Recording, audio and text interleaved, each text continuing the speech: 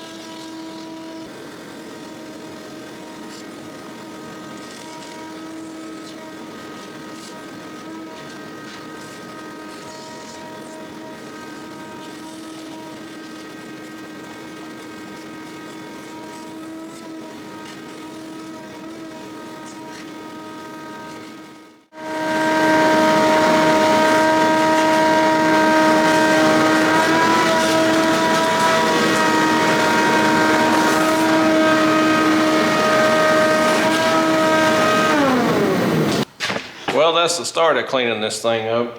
Where they worked on the roof, we had it covered up, but I think maybe some got through the plastic, or maybe they done some before we actually cleaned it up. So yeah, this thing definitely is going to need a good detail job.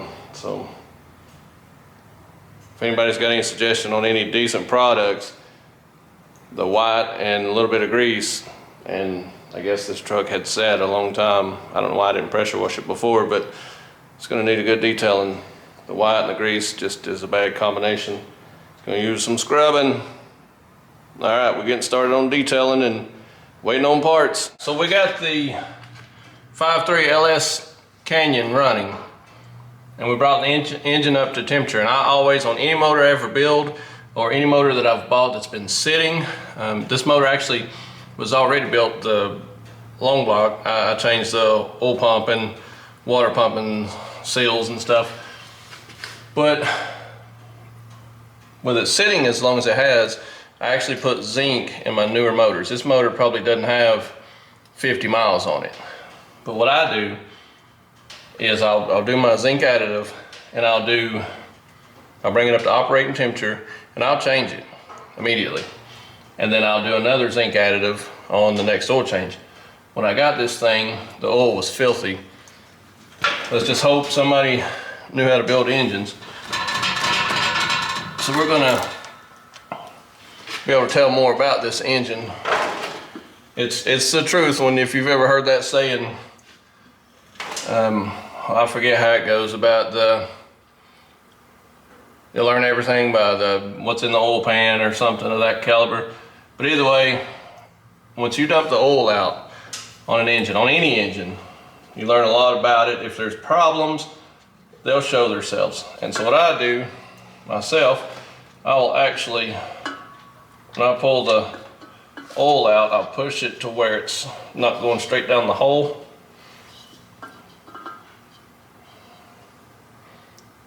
Plug actually looks really good.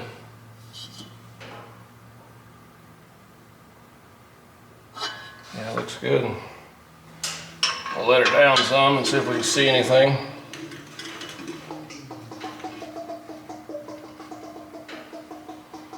This engine's running a little rich, which is to be expected. We hadn't got it dialed in 100% yet.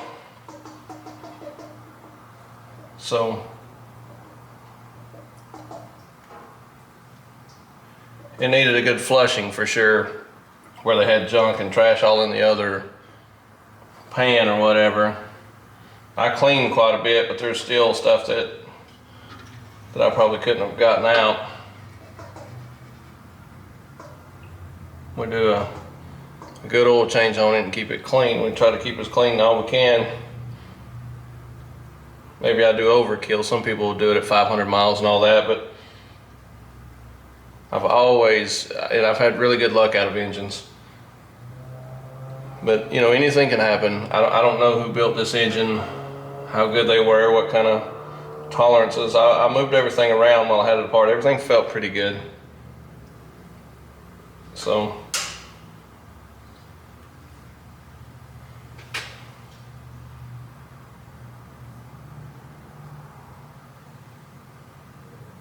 see any particles of any sort.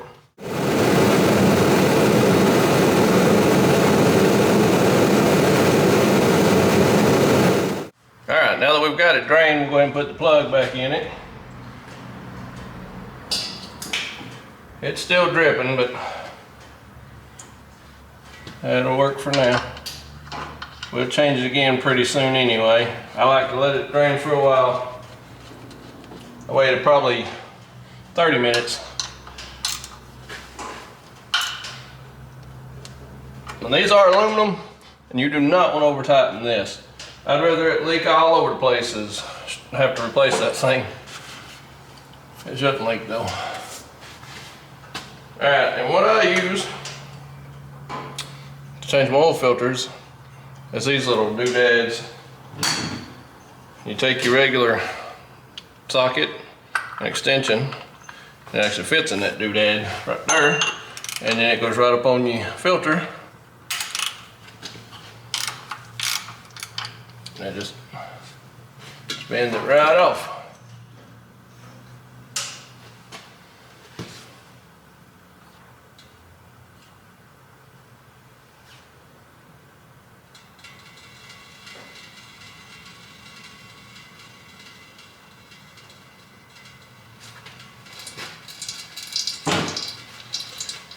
And what you do on your next one, I'll actually put oil in these. So when I go back on, there'll actually be oil in there. And if you don't have one, if you have one that's going in sideways or something, you can't put oil in it, you always take a little oil and go around that rim. Just ever so lightly, put you some oil on her. Just a drop. And that way, your seal doesn't dry up to that piece of metal where it lives. So let's see what she looks like. The oil actually looked really good. I'm actually happy with the way the oil turned out, especially as nasty as that actual oil pan in this truck was. And I'll let that drain for a little while. And like I say, I'll change this pretty frequent. I'll do it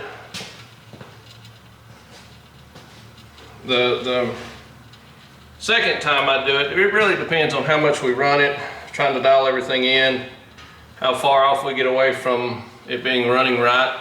Because you can actually end up throwing too much fuel in these carbureted engines. And if you throw too much fuel in them, it actually, or if you get it out of time or anything of that nature, you end up with fuel in your oil. And what that does is breaks your oil down, and then you lose your viscosity. Just the same as if your oil was really, really old, or if it had water in it, and it caused it to break down and lose the slickness of it, and it's not doing its job any longer. So at that point, your oil's just not performing, and then it's not protecting your engine, which is its sole purpose. So if it's not doing its job, then you're in trouble. So we'll let that drip for a few minutes, and then I'll get the other stuff gathered up, and we'll go back to putting the filter back on it and put some oil in it and stuff. All right, so we're getting a drip every now and then still, but it's been long enough. So what I'll do is I'll take my filter,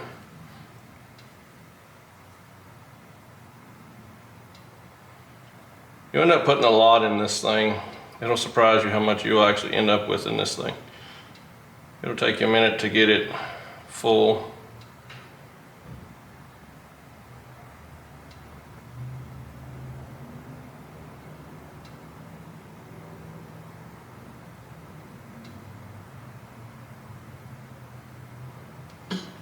And I'll run it over.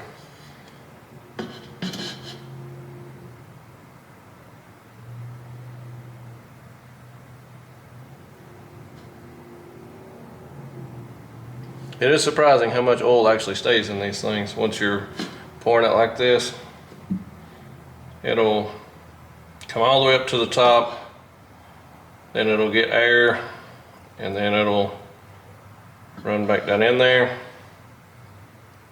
And you'll feel it getting heavier and heavier as you're doing it. And eventually it'll just top off, and then you've got all the oil it'll take. Or you'll end up running it over.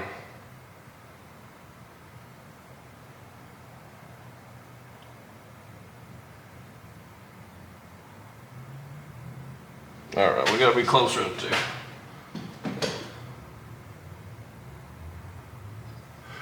All right, so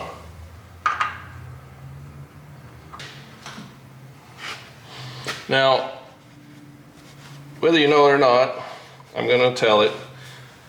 It may not be any big deal, and you're a car guy and you've been doing this for years and you don't need to know. But you might be a young kid that needs to know, so I'm gonna say these type of things anyway. On these, you don't use any tools to tighten it. You actually,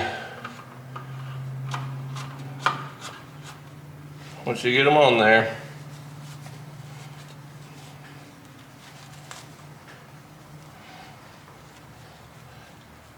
start tightening, hand tight,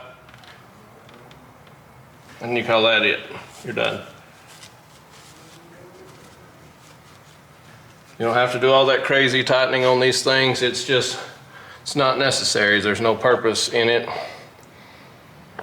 It doesn't do anything. And the only thing it does is when you really cinch it down, it makes it harder to get off after you've been running it, and it doesn't have that, it starts drying out on that seal. So that thing will actually be hard to get off. You'll have to have a tool. That's why you end up seeing people, they'll actually take a screwdriver and beat into the side of it and turn it, because everybody always over tightens these, and that's probably too tight, to be honest about it.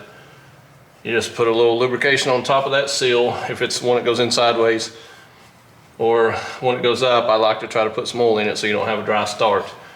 So that's pretty much, yeah, we're not leaking.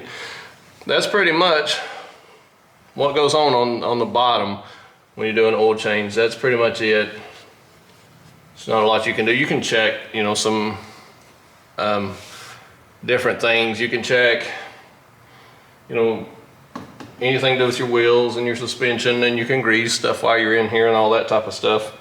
But if, you know, if you're at home and you just want to change your oil and you got to work in the morning, you just need to get an oil change and you don't have a lot of free time, it's pretty much it underneath. And what I will do at some point is I will actually cut this can open, there's the filter.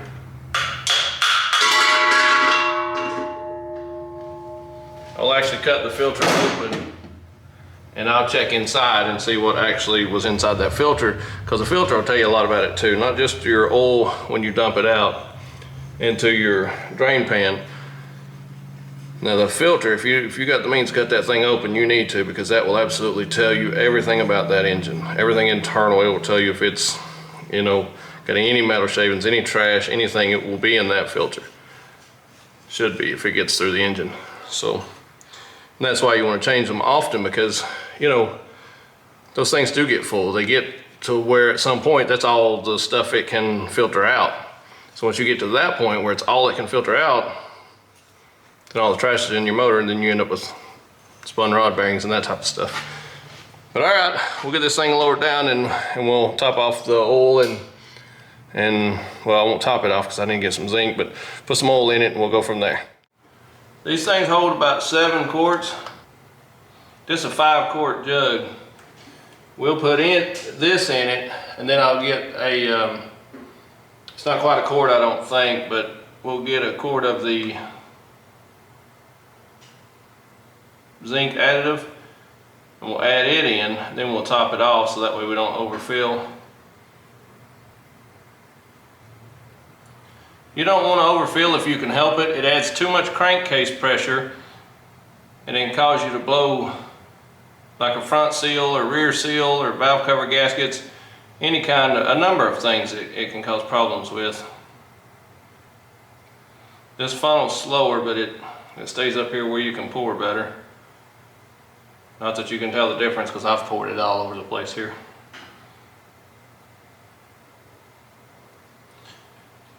But honestly, this is pretty much all there is to an oil change on a majority of vehicles. They have newer ones now that have like the paper filter, the paper filters. It actually, when you take a oil filter, one of the spin-on kind of part, it looks like the same filter that comes out of those, but it's not actually in the container. Well, it's like the container lives inside underneath the car, and you actually take it apart, you unscrew it, it looks similar to it, and you just drop in one of those filters and you change that instead of having the spin-on canister. It's got like its own canister under the hood, and they're in a variety of different locations. But a lot of your standard Chevrolet trucks and a lot of cars, a lot of older stuff especially, just have a regular spin-on filter, and even newer stuff has that, but you run into like some newer Toyotas and that type of stuff that have the actual drop-in paper filters. We'll do the 5 quarts today. It's a Sunday, and wholesale people ain't in at the parts store for my discounts and stuff, but I'll go tomorrow and get me another bottle of zinc, add it to this, top it off, and then we'll be maybe some of the transmission cooler parts or the transmission cooler itself or the throttle cable pieces will come. We'll get all that tied in.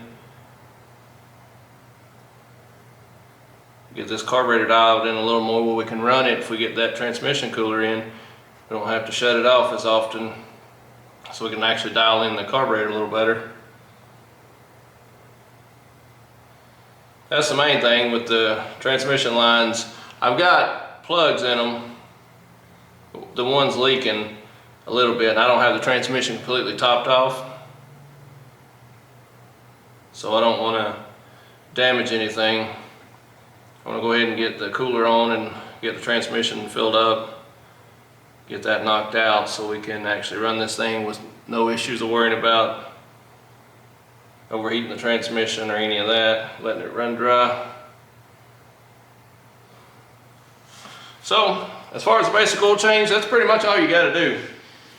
And I actually make it a habit of taking the cap off, the radiator cap, not the radiator cap, the oil cap, before I take my drain plug out and pull my filter and stuff, so that way it don't create suction and you get more of a better drain. I feel like you get more oil actually come out of it.